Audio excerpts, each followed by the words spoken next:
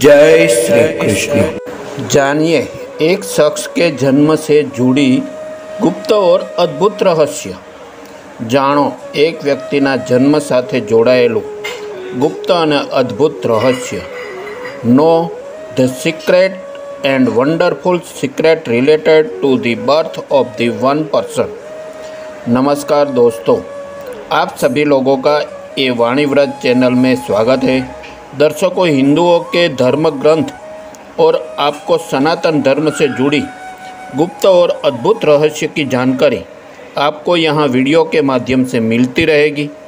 आइए आज हम आपको एक शख्स के जन्म से जुड़ी गुप्त और अद्भुत रहस्य के बारे में बता रहे हैं।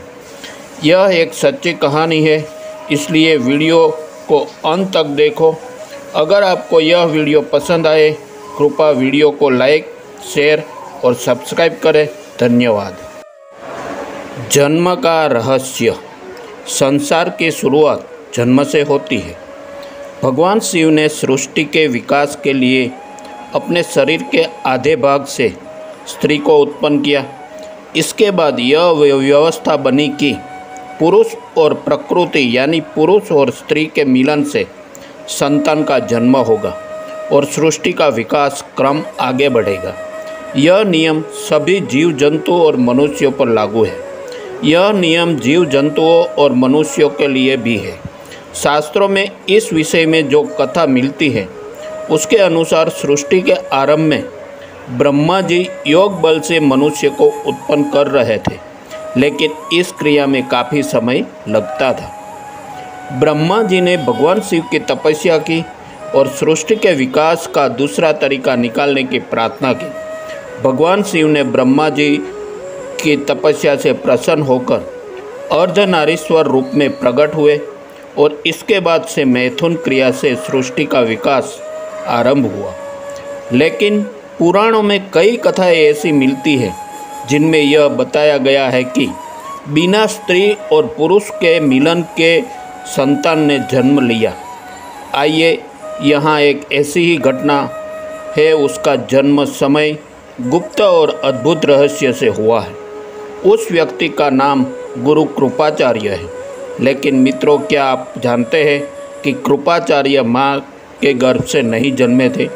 नहीं तो चलिए मैं आपको बताता हूँ कि कैसे हुआ था कृपाचार्य का जन्म और गुरु कृपाचार्य का इतिहास। गुरु कृपाचार्य का इतिहास। महाभारत के एक प्रमुख पात्र है कृपाचार्य, जो कौरव और पांडवों के कुल गुरु थे। गुरु कृपाचार्य कौरव और पांडवों के गुरु थे। इन्हें 7 चिरंजीव में से एक माना जाता है। महाभारत के युद्ध में उन्होंने कौरवों की तरफ से युद्ध लड़ा था। गुरु कृपाचार्य की गणना सप्तर्षियों में की जाती है। गुरु कृपाचार्य धनुर्विद्या में प्रबल थे। गुरु कृपाचार्य महर्षि सूर्यवान गौतम का पुत्र थे। गुरु कृपाचार्य का जन्म। कृपाचार्य के जन्म का पूरा विवरण महाभारत के आदि पर्व में किया गया है। कथा के अनुसार महर्षि गौतम के पुत्र ऋषि शरद्वान थे, जिनका जन्म शरद्वान बाणों के साथ हुआ था। इसी वजह से उनकी रुचि जितनी बाणों में थी उतनी किसी भी विद्या में नहीं थी। शरद्वान अपने तपोबल से उन्होंने सभी प्रकार के अस्त्र शस्त्र प्राप्त कर लिए थे। उन्होंने युद्ध कौशल की अनेक प्रकार की शिक्षाएं प्राप्त कर ली थी। शरद्वान तपस्वी होने के साथ ही धनुर्विद्या में बड़े ही निपुण थे। शरद्वान की तपस्या और अस्त्र शस्त्र को ज्ञान को देखकर इंद्रदेव को भय हुआ कि कहीं हमारे इंद्रलोक को न छीन लेवे, इसलिए देवराज इंद्र भयभीत रहने लगे।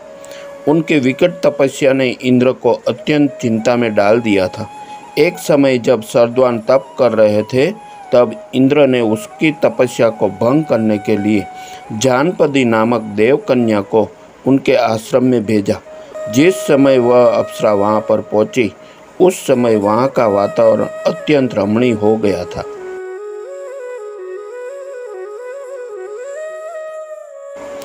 जब शरद्वान ऋषि अपने आश्रम से बाहर निकले, तब उन्होंने वही अप्सरा को देखा और देखने के बाद उसके सौंदर्य पर मुग्ध हो गए। और उस पर मोहित हो गए, परंतु फिर भी उन्होंने अपने आप पर संयम बनाए रखा। लेकिन उस अप्सरा के सौंदर्य के प्रभाव से सरद्वान इतने कामापीड़ित हुए कि अनजाने ही वीर्यपात यानी उनका शुक्रपात हो गया। इसके बाद वह वीर्य सरकंडे के समूह पर गिरकर 2 भागों में विभक्त हो गया, जिससे एक कन्या और एक पुत्र का जन्म हुआ। सरद्वान धनुर्वेता थे। ये धनुष बाण तथा काला मृगचर्म और आश्रम छोड़कर वहाँ से कहीं चले गए। हस्तिनापुर के राजा शांतनु का वहाँ से निकलना।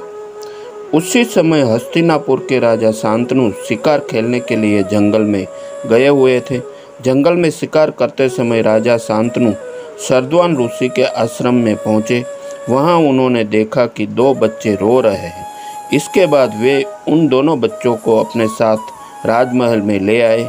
उन्होंने उन दोनों बच्चों में लड़का का नाम कृप और लड़की का नाम कृपी रखकर शांतनु ने उनका लालन पालन किया और वह बड़ा होकर कृपाचार्य के नाम से विख्यात हुए। गुरु कृपाचार्य श्रेष्ठ धनुर्धर। कृप भी धनुर्विद्या में अपने पिता के समान पारंगत ही हुए। भीष्म जी ने इन्हें कृप को पांडवों के और कौरवों के शिक्षा दीक्षा के लिए नियुक्त किया और वे कृपाचार्य के नाम से विख्यात हुए। कृपाचार्य भी अपने पिता के समान धनुर्विद्या में पारंगत थे। बड़े होने पर भीष्म पिता द्वारा उन्होंने कौरवों और पांडवों की शिक्षा के लिए नियुक्त किया गया। कृपाचार्य की बहन कृपी बड़ी होने पर उनका विवाह द्रोणाचार्य से हुआ और उनके पुत्र अश्वस्थामा हुए। कौरवों और पांडवों की विशेष शिक्षा के लिए गुरु द्रोणाचार्य को जिम्मेदारी दी गई थी। महाभारत के युद्ध में कृपाचार्य और कौरवों की ओर से सक्रिय थे। इन्होंने कौरवों को पक्ष लेकर युद्ध किया था क्योंकि इन्होंने उनका नमक खाया था।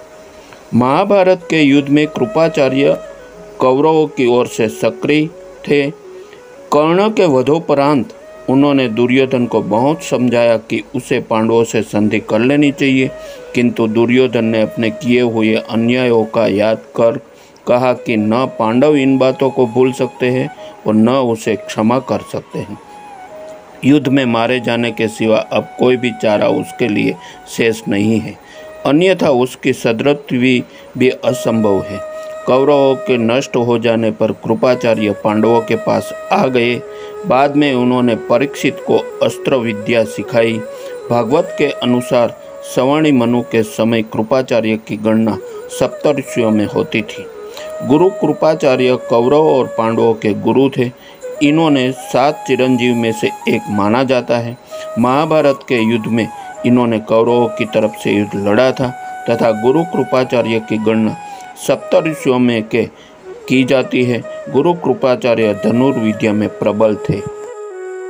गुरु कृपाचार्य की मृत्यु का गुप्त और अद्भुत रहस्य। महाभारत के युद्ध में कृपाचार्य और गुरु द्रोणाचार्य कौरवों की तरफ से लड़े थे।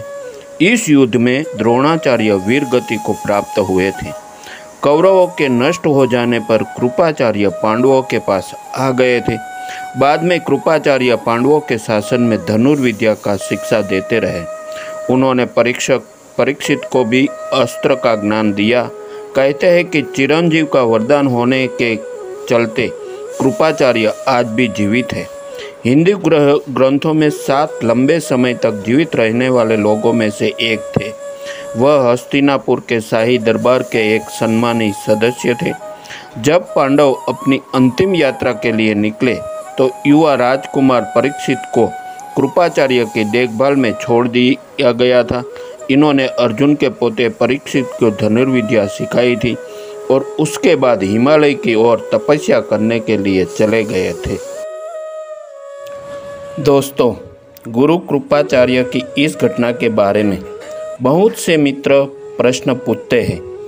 उसका मैं यहाँ उस प्रश्न के बारे में कुछ समीक्षाएं रिव्यू पेश कर रहा हूँ। महाराष्ट्र मुंबई से श्री हरेश भाई सोलंकी ने प्रश्न पूछे हैं कि क्या कृपाचार्य अमर है।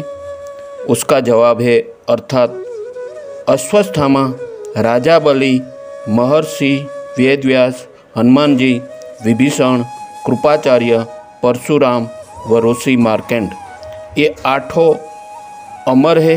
कृपाचार्य के पिता का नाम सरद्वान था। ये महर्षि गौतम के पुत्र थे। ऑस्ट्रेलिया से बेन एकताबेन चावड़ा ने प्रश्न पूछा है कि महाभारत युद्ध के बाद कृपाचार्य का क्या हुआ। उसका जवाब है, कृपाचार्य महाभारत के युद्ध में कृपाचार्य बच गए थे क्योंकि उन्हें चिरंजीव रहने का वरदान था।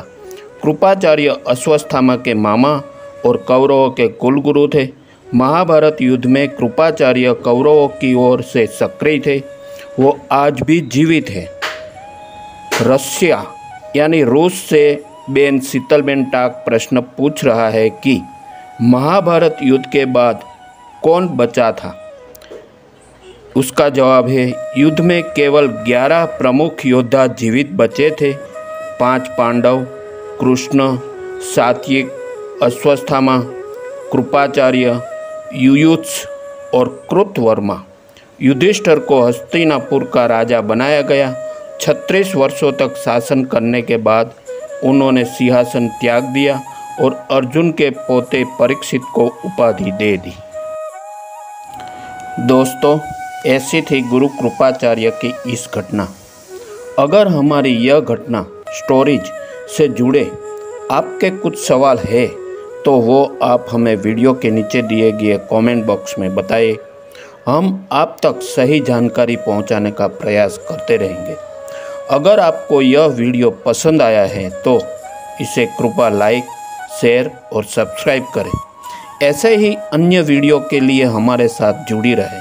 यदि आप श्री लक्ष्मी यंत्र और ध्यान के बारे में जानकारी चाहते हैं, कृपया डिस्क्रिप्शन में दिए गए लिंक पर क्लिक करें। धन्यवाद। जय श्री कृष्ण।